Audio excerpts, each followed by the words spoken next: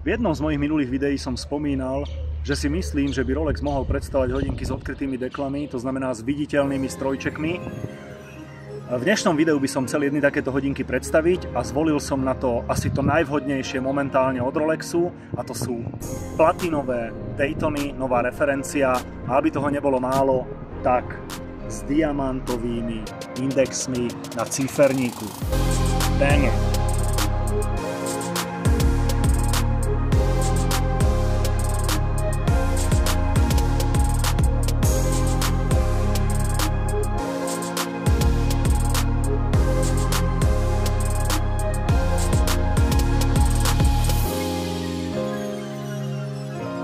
Takže Daytona, najslávnejší chronograf na svete, bol predstavený v roku 1963, v roku 1988 bol predstavený model s kalibrom Zenith, v roku 2000 prišiel model už s in-house strojčekom 4130 a v roku 2023 je posledná aktuálna verzia s novým kalibrom, samozrejme in-house 4131.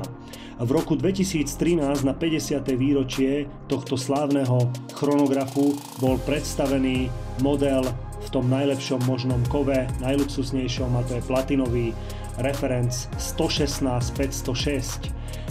V roku 2023 na 60. výročie Dayton a zároveň 10.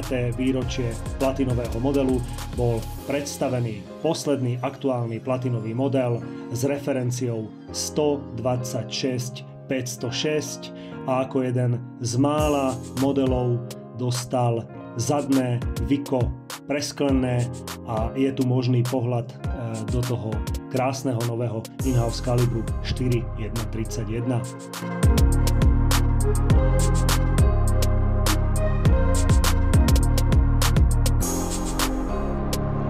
Ako som už spomínal vo videu s platinovými day-datemi, tak samozrejme aj pri tomto modeli Daytone môžem povedať, že materiál ako je platina je neuveriteľne honosne pôsobí, hodinky vyzerajú neskutočne draho.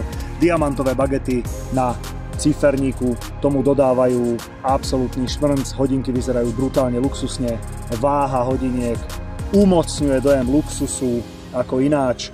Takto vyzerá presklený zadný strojček. Samozrejme u strojčekov pri Rolexe sme zvyknutí na to, že sú neni dekorované, samozrejme sú deklované, nie je ich vidieť, ale pri tomto modeli je jasne vidieť, že sa už vyhralo aj s dekorom, je tam dekor celého strojčeku, takisto ten rotor je zlatý, samozrejme je veľmi pekne zapadá do celej tej koncepcie strojčeku.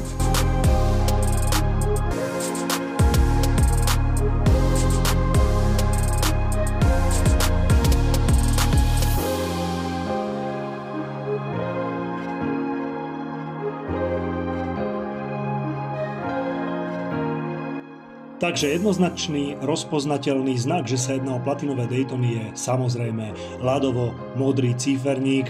V tomto prípade doplnený o hnedú keramickú lunetu. Musím povedať, že tá keramická luneta hnedá neskutočne dobre ladí s tým modrým ciferníkom. Rozpoznateľné znaky, že sa jedná o nový alebo starý model, sú, že pri starom modeli s diamantovými indexmi boli aj subciferníky v modrej farbe.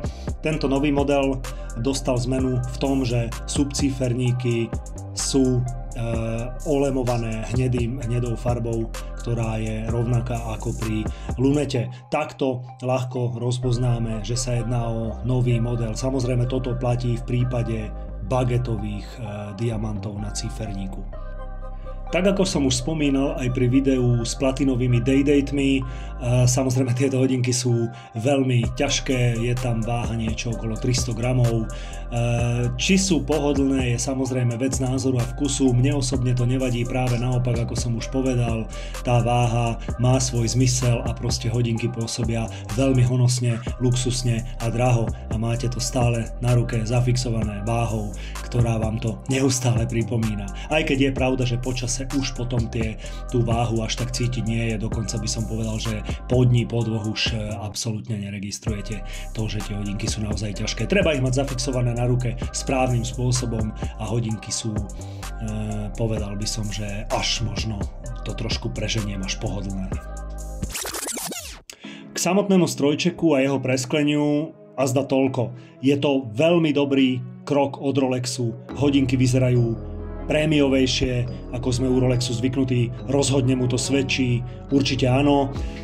Trošku k tomu strojčeku poviem, že je veľmi pekný, je pekne aj dekorovaný, nájdeme tu ženevské pruhy, zlatý rotor, všetko do seba pekne zapadá, ale je nutné povedať, že je tu vidieť stále takú tú Rolexkosť, je tam taká určitá surovosť, ten strojček nie je až tak vypracovaný, ako sme zvyknutí napríklad u značiek Patek Philippe alebo napríklad Vacheron Constantin. Samozrejme tieto značky majú celkom iné parametre a celkom inde nastavenú latku, čo sa týka kalibrov a napríklad dolešťovania, či už ženevská pečať alebo v prípade Pateku je to pečať Patek Philippe.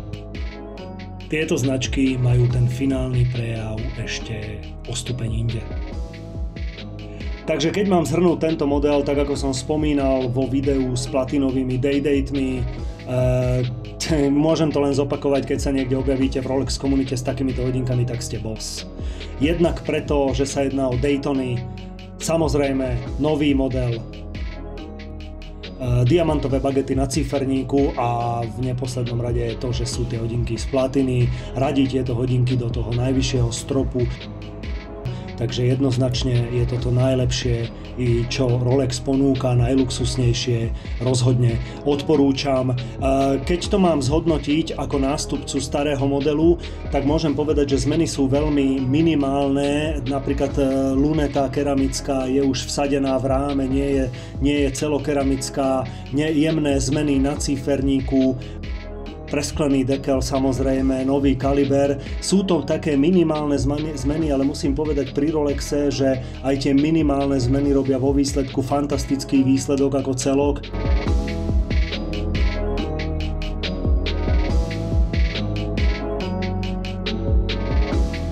Nový referenc je špičkový a preto, keď to mám zhrnúť nejakými pár slovami alebo jednou vetou, tak môžem povedať, že král je mŕtvý, nech žije král. Takéto je moje vyjadrenie k novým Daytonám z platiny. Je to král, korunovaný král, jednoznačne 100%. V minulom videu som spomínal, že Rolex nič. A najprv takto a ja potom ukážem tie hodinky. Môžem? Ale tak už, keby to bolo dobré, aby to ostalo.